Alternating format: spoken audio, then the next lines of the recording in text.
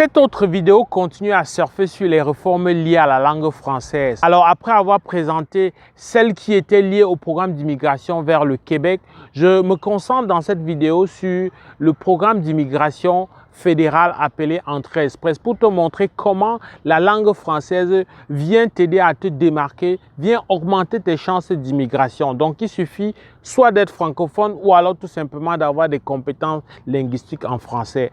Alors très rapidement, je te dis d'abord vite fait, c'est quoi Entrée Express? Entrée Express, c'est un outil que le gouvernement fédéral utilise pour favoriser l'immigration permanente des travailleurs qui sont potentiellement qualifiés ou peu qualifiés dans des domaines en forte demande au niveau du Canada. Ici, quand on dit au niveau du Canada, c'est toutes les provinces et territoires en dehors du Québec parce que le Québec a sa singularité et gère seul ses programmes d'immigration ou alors co-gère avec le fédéral. Mais Entrée Express, c'est vraiment pour ceux qui veulent immigrer en dehors du Québec.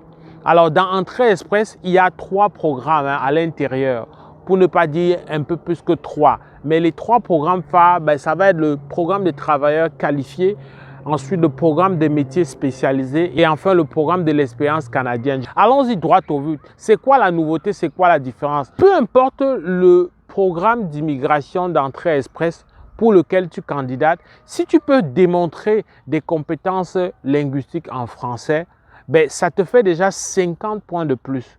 Alors, les 50 points de plus dont je te parlais existaient déjà. C'était des points qui venaient déjà montrer très clairement un avantage que toi, tu avais en tant que francophone par rapport à l'anglophone. Parce qu'il faut dire qu'au niveau fédéral, pour ce qui est des compétences linguistiques, tu as le même pointage selon que tu viens présenter des compétences linguistiques en anglais ou des compétences linguistiques en français, dépendamment dépendamment de la langue avec laquelle tu es à l'aise. Donc les 2 langues au départ se veulent d'égale valeur. Sauf que depuis plusieurs mois, avant même la dernière réforme dont je te parle aujourd'hui, il y avait déjà un pointage supplémentaire de 50 points pour ceux qui pouvaient établir des compétences linguistiques en français d'un niveau au moins égal à 7 par rapport au niveau de compétences linguistiques de l'échelle du Canada.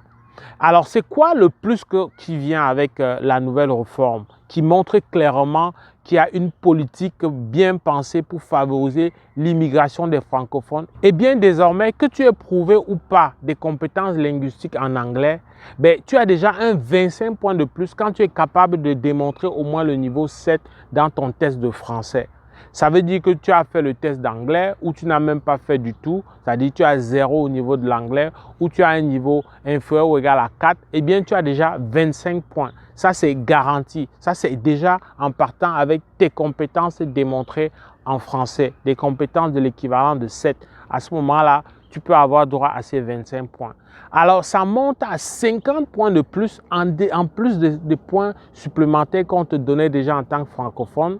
Ça monte à 50 points de plus lorsque tu viens démontrer des compétences linguistiques en anglais supérieures ou égales au niveau de compétences linguistiques 5 selon l'échelle canadienne. Donc tu vois que peu importe le couloir, le programme Entrée Express dans lequel tu candidates, c'est très clair que le francophone a déjà cette avance-là au niveau des compétences linguistiques. C'est sûr que ce n'est pas les seuls critères qui font augmenter le pointage.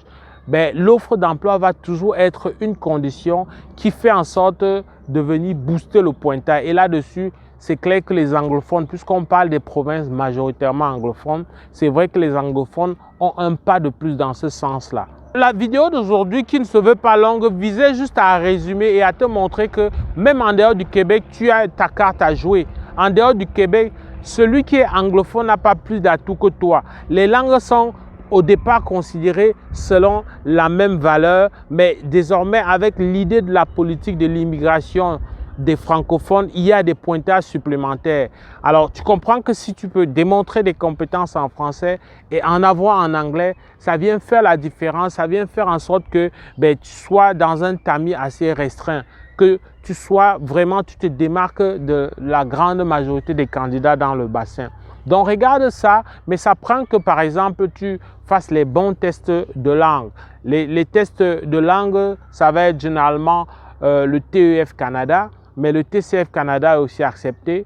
Alors, vérifie, il y a beaucoup de tests de langue qui sont accepté. Bref, bouge-toi, il faut savoir qu'il n'y a pas que le Québec. Tu peux aussi en tant que francophone aller jouer une chance au niveau fédéral pour voir dans quelle mesure tu peux finir par être tiré. Il ne faut pas oublier que lorsque tu as une candidature sur Entrée Express, ça te donne la voie vers des candidatures au niveau des provinces spécifiques à l'intérieur de la zone hors Québec. Donc regarde tout ça, essaye de regarder toutes tes chances. Très souvent, pour avoir une vue beaucoup plus optimale, beaucoup plus intéressante de tout ça, c'est toujours idéal de te faire accompagner. Nous sommes là pour ça. On est là pour t'aider à faire un premier filtre, un premier tamis et te mettre sur le chemin afin que éventuellement tu poursuives tout seul ou alors avec plaisir, on continue à cheminer ensemble jusqu'à l'obtention du fameux sésame qui est le visa, pourquoi pas de résidence permanente. J'espère que cette vidéo t'a plu. Si c'est le cas, like. Au plaisir de te retrouver dans le cadre d'une prochaine vidéo.